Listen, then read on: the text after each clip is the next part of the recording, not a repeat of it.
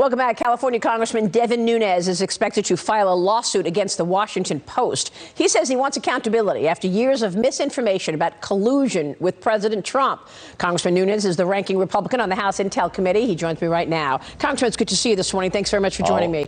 When will you file suit against the Washington Post? So we'll likely file tomorrow in the afternoon in federal court. This is just ongoing nonsense. We're on Russia Gate 9.0. A lot of people forget because the narrative was the new Russia hoax that started about 10 days ago, 2 weeks ago, fell victim to the new narrative about coronavirus and then blaming Trump. But the mainstream media continues to go about their normal pace of creating narratives and then going out and selling them to the American people, and they hope that we forget. But, you know, unfortunately for me and for the American people, these fake news stories live on. And what the Washington Post, did to me once again is there's no explanation for it. I never talked to President Trump about Admiral McGuire. I didn't go to the White House. None of this was true. It was all invented by someone. So look, I don't know if the Washington Post was conspiring with the Democrats to make up this fake news story, but they'll have a chance next week to meet me in federal court. And once again, I'll make this prediction.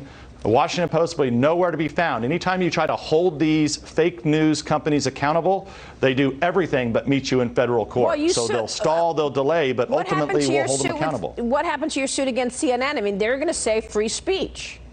Yeah, well, that's still ongoing, right? That's a good example.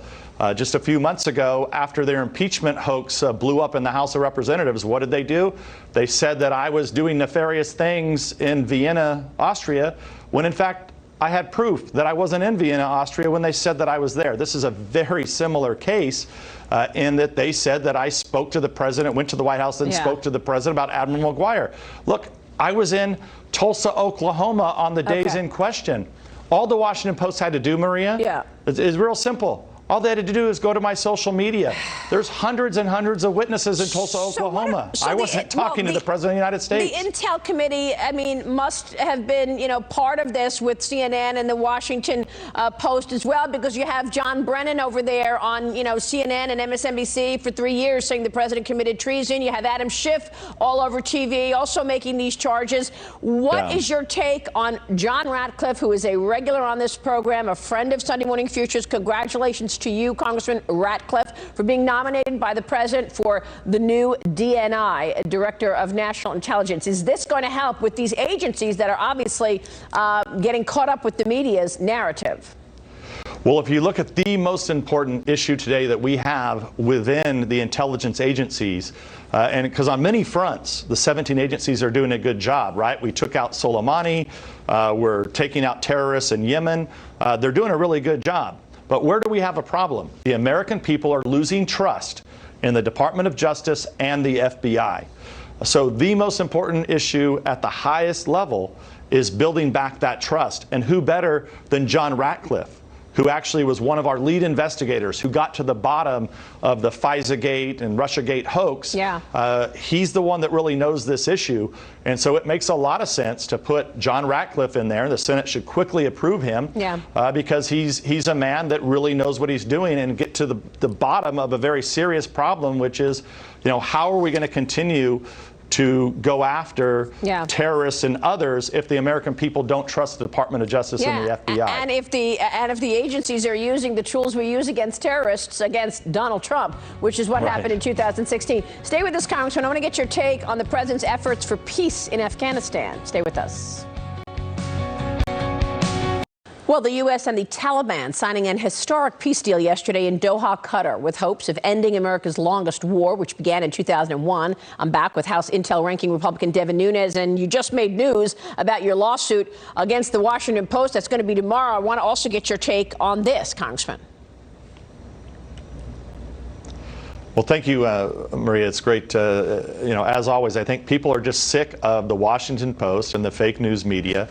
I'm tired of being attacked, and that's why I've created this site, defendusa.com, that people can go to and join the fight. We have to stop millions of Americans from being poisoned by this fake news. Yeah. I think what you're seeing in Afghanistan is, real quickly is that I don't have a lot of confidence that the Taliban's going to perform at all.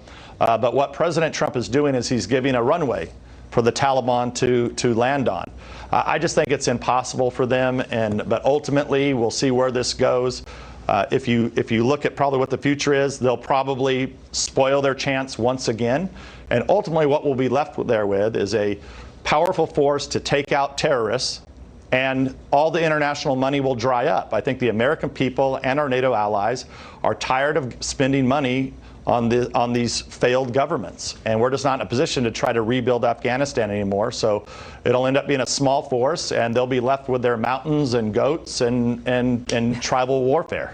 Well, they have preconditions in this deal. I mean, that alone tells you that I don't know that the administration even believes that they're going to be truthful. There are preconditions that have to be met.